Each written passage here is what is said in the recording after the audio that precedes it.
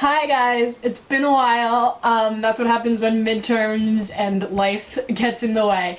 I want to first talk about an event that I went to that I was lucky enough to go to. It was a couple weeks ago. It was a Gloria Steinem lecture that Rutgers held. It was amazing.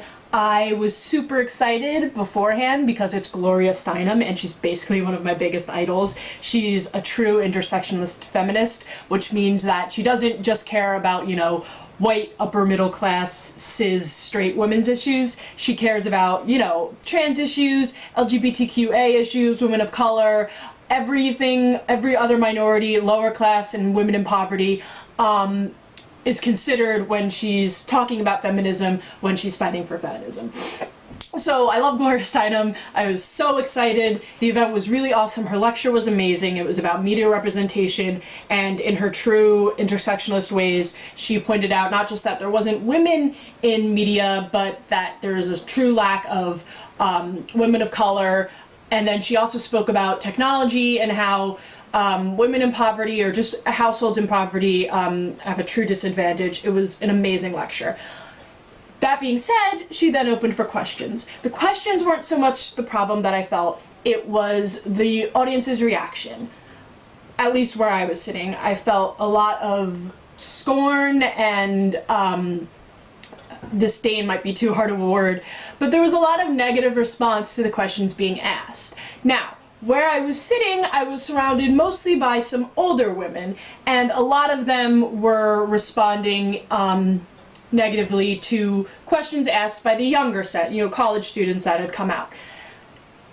I hate to be predictable because there's, this age-old conflict between the waves of feminism, and I don't think that's wrong. I think that there's criticism that needs to be made in between each generation. Can't have an academic discourse without criticism. But I also think that we need to attack ideals, or not attack, we need to consider ideals, not individuals. And I think that it's really, really disheartening to go to an event for one of the most intersectionalist feminists paramount in the field and have this raging scorn and disdain within the audience. Infighting only makes us weaker. So it was really disheartening to see, and it got me thinking about the whole girls pitted against girls in life. You especially see this in high school, teenage girls. I think everyone's really guilty of it. Even myself, I consider myself like a stringent intersectionalist feminist, and I was awful in 8th grade. I think everyone was awful in 8th grade, but I didn't like a girl, I called her a slut for no reason. A girl chose to wear a skirt and I called her a whore, not to her face, of course, ever. But you hated girls for stupid reasons. And a lot of it is because we're told to. There's this weird ideal of this mean girl phenomenon that doesn't really exist, It exists in media, so girls see it and we think that's how we're supposed to act. We're supposed to hate other girls because they like the same boy that we like. And I think that's something that really needs to change. And I think part of it has to do with the gender roles that are enforced on girls. The girls are supposed to be pretty and like pink and princesses and fairies, and you get so annoyed with that always being forced on you as a girl, whether or not you do like the things being forced on you, that you start to rebel against that, and every girl wants to consider themselves as not like other girls. So we try to scorn those who, conform to the gender roles, simply to act out in rebellion, to kind of like pit ourselves against what has been shoved down our throat since before we could even talk or walk. And all that does is, put girls against girls. That whole statement of not like other girls is great because you're an individual, but what's so bad about other girls, right? Why do we need to consider ourselves as not like other girls? Why can't we say, yeah, I'm just like other girls and I love other girls? Which is kind of the whole point of this video that I think I want to say, is just that we need to love our fellow girls and women.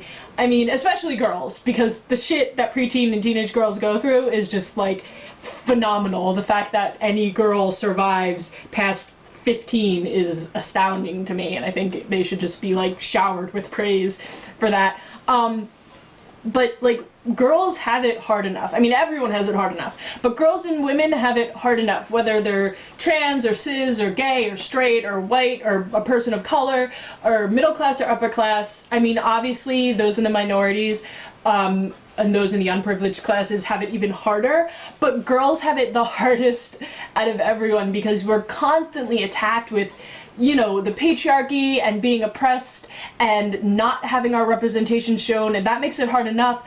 But then the representation that we do get is girls pitted against girls, saying, oh, if a girl likes the same boy that you like, you have to hate her.